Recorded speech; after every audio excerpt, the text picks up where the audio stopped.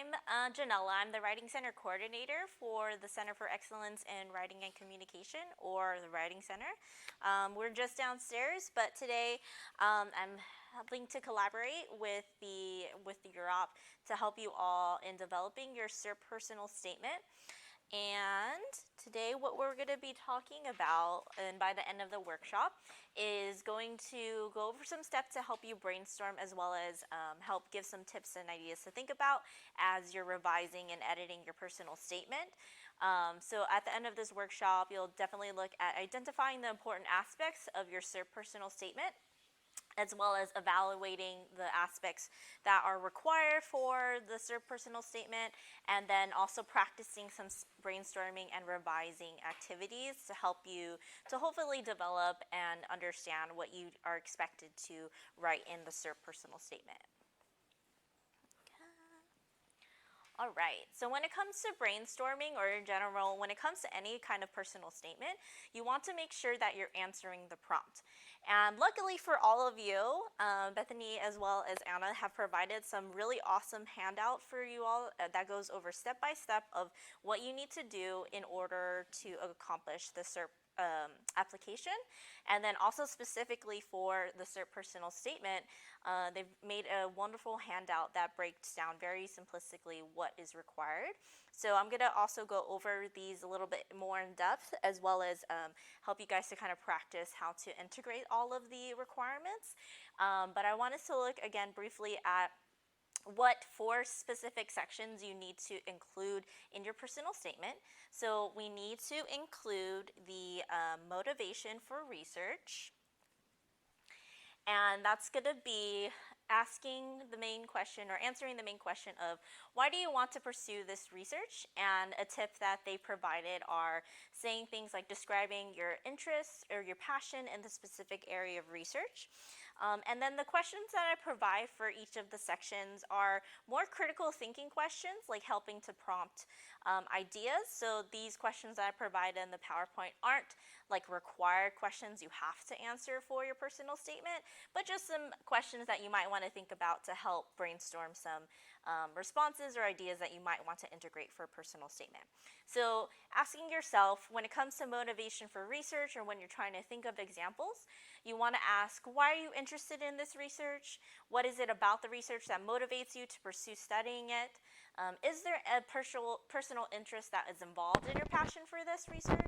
So things like, is there somebody or a class or a certain topic within that research? Stuff like that that you could potentially help narrow down to think about the examples you want to give when it comes to answering that section.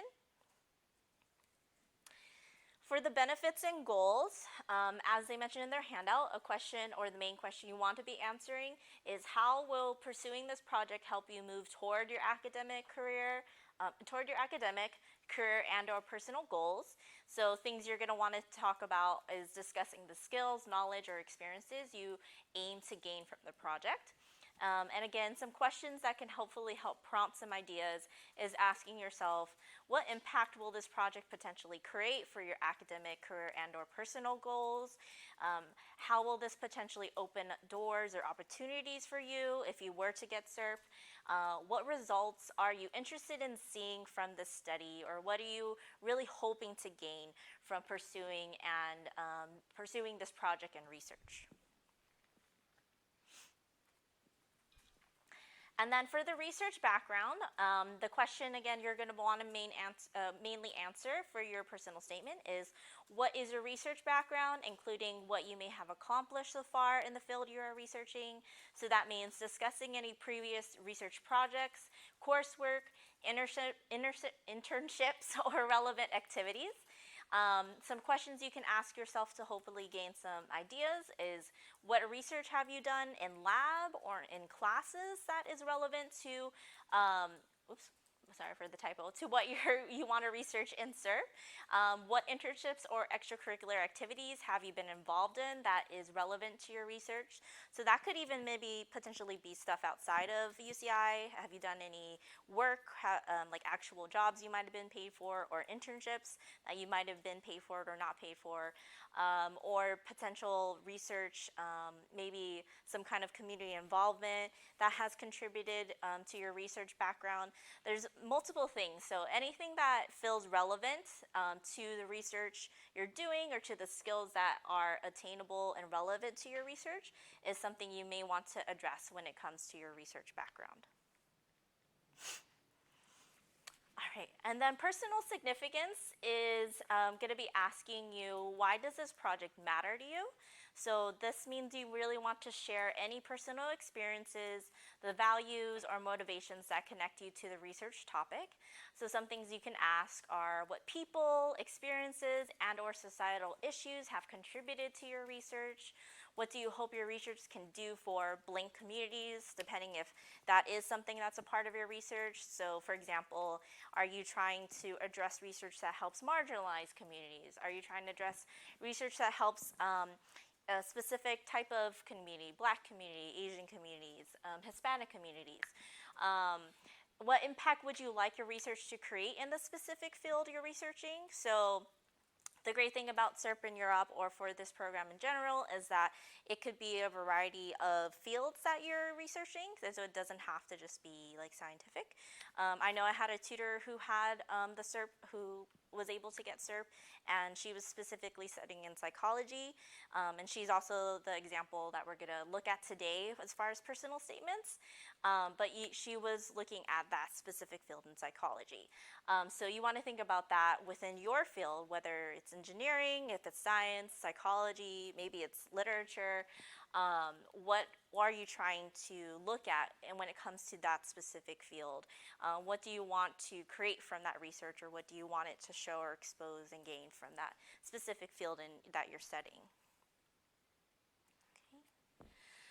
So we're gonna go into the activity section of the workshop, and this is to help us to really identify, when we look at the personal statement example, of highlighting and looking at how the student or the example integrates all of the 4 sections into the personal statement requirement, which is to have about 1 to 2 pages of written text. So I'm gonna go ahead and pass it out, and then I'm also gonna try to give you all like 4 different colors of highlighters, because for this activity you're gonna want 4 different colors, and the 4 colors are supposed to represent each of the sections that is required for, no problem, for the personal statement.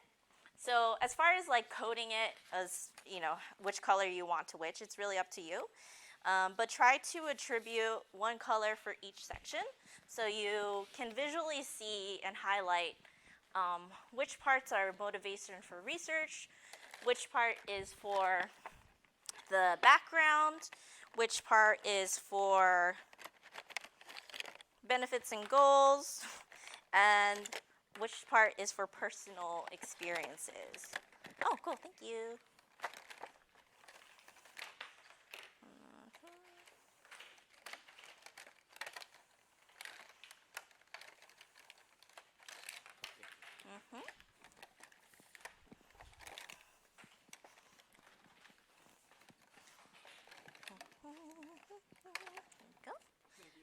Can I have one more, Stephanie? Thank you.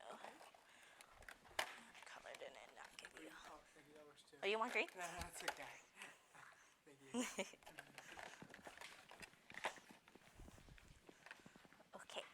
So as you read, and there's really no right or wrong answers, but I would like you all to take about 10-15 minutes to read through the personal statement, and as you're reading, highlight the parts of the personal statement that you think is attributing to the sections that are required for your prompt. So if you see like maybe a sentence looks like it's trying to answer the motivation for research, then you highlight that color that represents motivation for research. Okay? And then after that, we're going to take some time to compare and contrast the results.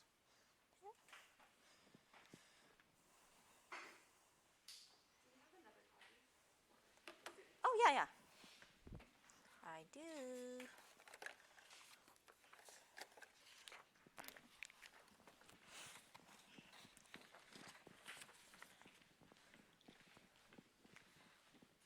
Hello. So for this activity, what we're doing is that this is an example of the personal statement that a student who had received SURP from before. And I would like everybody to read through it, and as you read through it, try to highlight, depending on how you code the colors, which parts are answering which. So maybe this color represents the motivation for research. Maybe this one is answering the step that's required for benefits and goals, and etc. Right? So do you know or are familiar with what's expected of the prompt? If not, you might want to bring up the handout.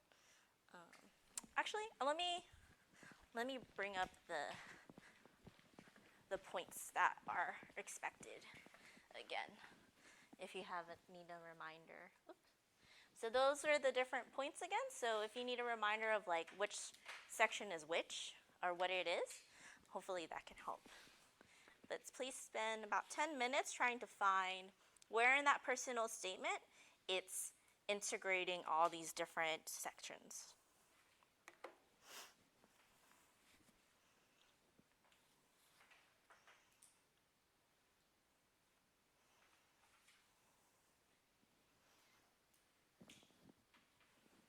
Is it okay if I play music? Okay. I don't like quiet when people are working.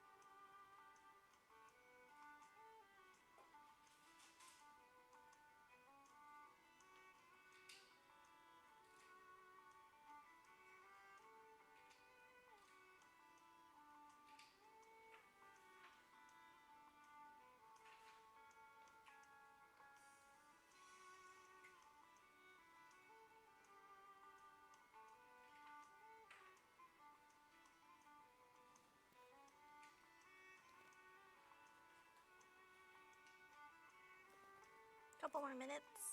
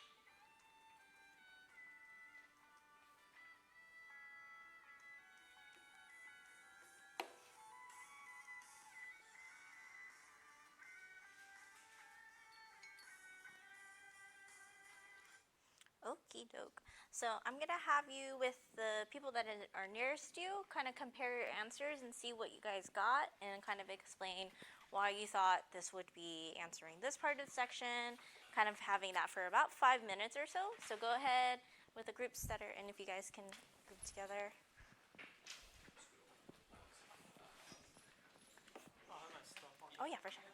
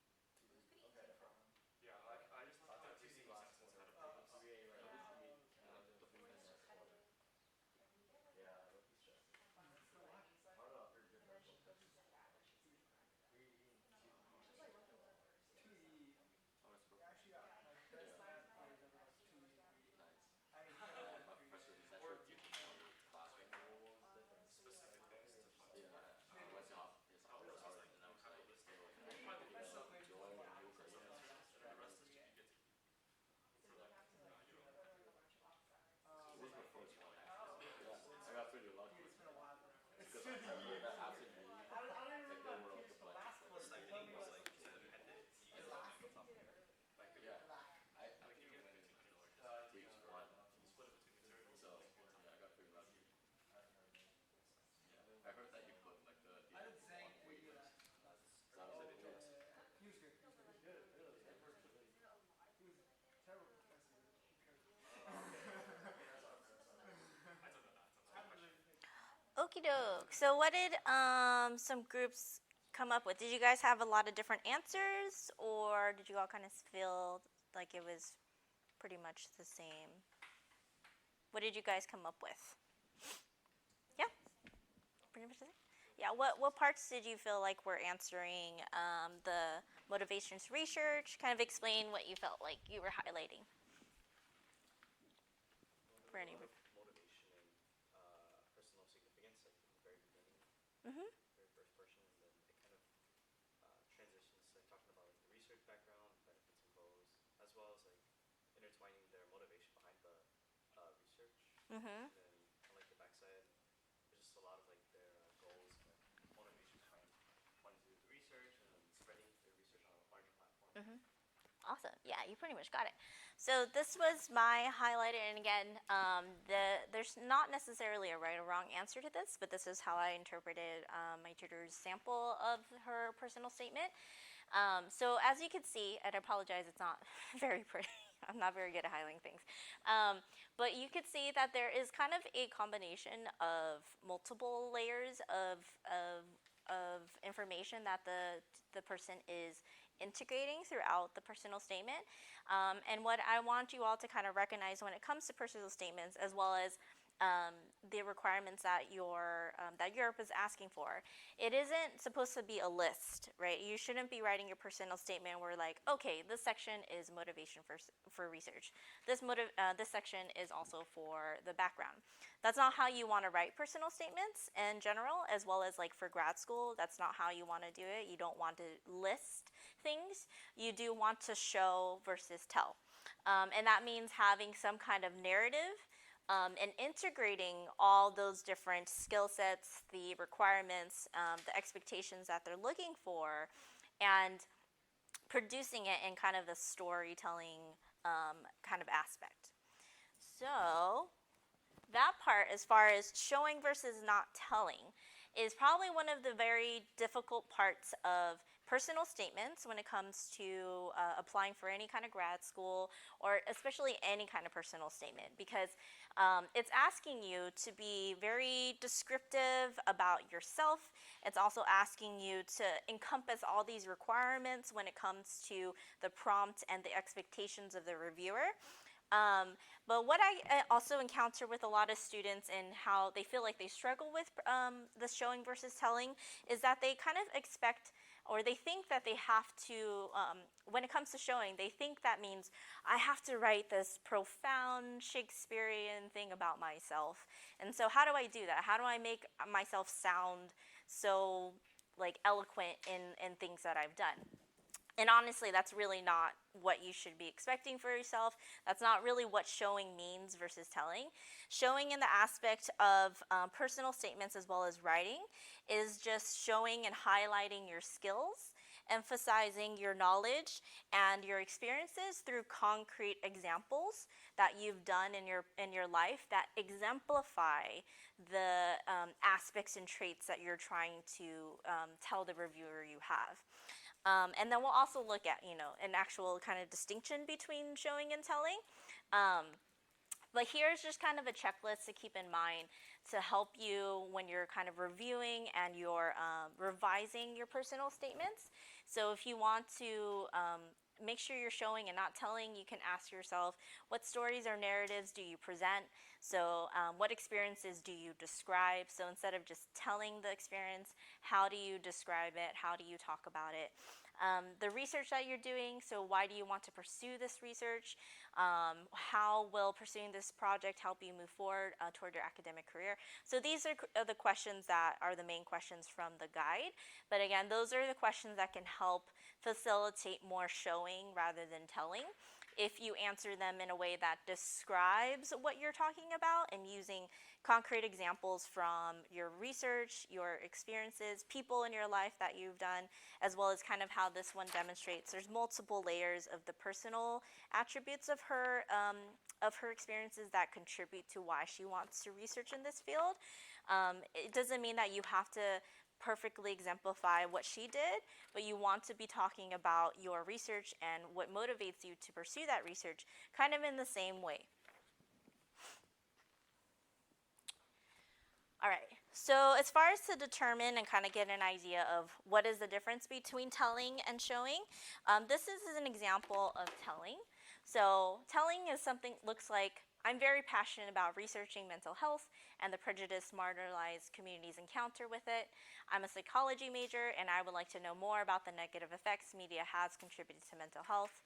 My experience as a first-gen Mexican American has contributed to my passion for my research. So this, you could see from what is this? What is the main idea? I'm sorry. For the first, for one sentence, what do you think the main idea is of this paragraph?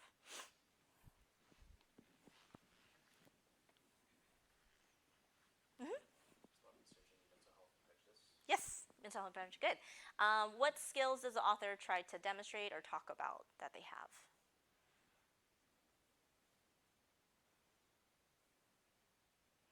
Their academic background, being a psych major, and then also their personal experience of Yes. being Mexican American. Awesome. Very awesome. And then what experiences does the author try to exemplify or talk about? Yeah. Since she's a first gen, she's able to experience like basic things that she's already talking about. Good, good. And then as far as interested or engaging though, how if you were to scale it from 1 to 10, how interesting or engaging would you feel like this is? I think the scale of like how interesting and engaging it is kind of varies from, well, it'll probably vary from audience to audience depending on like whether you're impacted by it or not as well. That's true, yeah. But here, and if you're trying to say also too, it's not very engaging, that's totally fine. It was meant to not be very engaging, but yes, it does vary from audience to audience. I think that's a very polite way of attributing that, because that is true. But what I wanted to show from the two versus the example that we have here is that the example from the first slide is basically telling, right, all the things that the person from the example of the personal statement is showing. So rather than just saying that she's first gen, she uses that experience to talk about how it had her have that animosity to what's happening, the experience about being first gen and Mexican American kind of contributing to why she wanted to research, utilizing and talking about, the passion that she has for the community, but really showing where that passion stems from.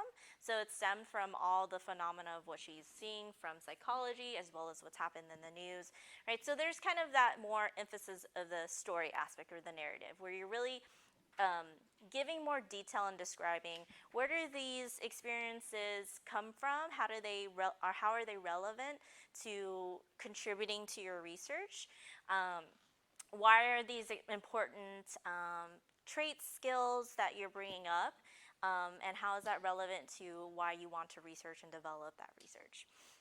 So kind of in the same questions made, right, the skill sets that we talked about from the last one about being a Mexican American, the experience about being a psychology major are all brought up in the same paragraph, but in a different way, where she's showing here versus the other one was just telling what they were or what they're doing.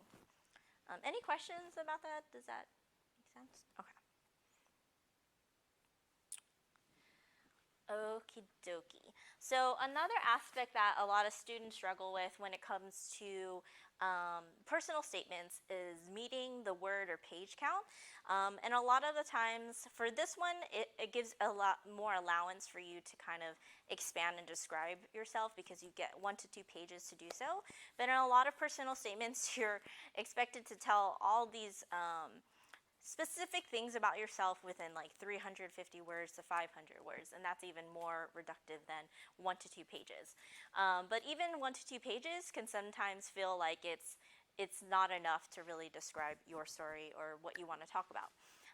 So to help with meeting those word or page count and thinking about what you need to cut, you want to think about listing the experiences you discuss in your draft. You want to order these experiences by importance. So thinking about how important was the experience to your growth and your capabilities, and tangent to your research, which experiences were really more impactful, and order these experiences by relevance. So which experiences would a reviewer find impressive or unique? Which experiences are most closely related to your research, and how the funding will contribute to your research goals. So when you're first drafting out your personal statement, don't consider these questions. It's all about writing, getting those ideas out, and then these questions are more for the revision state of your process, where once you feel like you've done a lot, where you've really written tangible examples to what is relevant in the personal statement, then you can look at this checklist to kind of help you see where you need to cut off, because when you're kind of brainstorming and free writing in that way, you're most likely going to go over that page count, and so that might make you feel like, oh my gosh, I don't know where I'm supposed to cut. So hopefully this can help you to understand which areas are most important in order to get you back to the required page count. You'll also want to think about reading your draft out loud. So that's going to be important for the flow, especially when you have to have a more narrative type of, oh yeah. I was wondering if these slides would be available after. Yes, yeah, they'll be provided to you. And then also the workshop itself will be recorded, so if you need to review it again, you can always do that too. So for reading your draft out loud, this is something that could be helpful for kind of the narrative aspect of your writing. So what sentences are hard to say? Where do you run out of breath? You're going to want to highlight or underline these moments, and then later revise by making them shorter, trying to say directly what you mean. Because in a lot of personal statements, we tend to put a lot of filler words, so try to think about identifying and reducing extraneous verbs. So do you have verbs that really aren't as important? Could you replace them, like the to be verbs, which are really replaceable and really don't add that much like depth to a narrative type of personal statement? Can you replace that with more actiony verbs or verbs that describe what you're trying to say a little bit more clearly? Can you cut any verbs? Can you cut any nouns? So there's smaller ways that you can also reduce the word count or try to meet those expectations. And then another thing to think about is identifying and reducing repetitive or unnecessarily long content. So if you have a lot of examples, which is awesome when you're first starting to draft, have you talked basically about the same skill in those examples? If you have multiple experiences that are talking about your skill in developing research and engineering, are those all saying the same thing about that skill? If so, then you want to pick which one is the most impactful, which one of those experiences still shows that skill, but is really attributing and highlighting your skill compared to the other examples. Do you have words that tend to repeat in a paragraph? Do you use active tense or passive voice? Basically, that's meaning like, is someone doing this versus I am doing this? Stuff like that. If you need help with understanding the tenses, or if you're using that, you can always ask friends, peers, coworkers to review your draft, or of course visit the Writing Center to get more feedback and help on that. But that is basically it. So yes, this information will be available from Europe, and you can always access the slide if you want to review more of the content again. The recording, I don't know, when do you think the recording will be? Okay, cool. But yeah, any questions or concerns about it? No? Okay. If I could have all those highlighters back, y'all, that'd be great. Thank you so much. And good luck with your personal statements.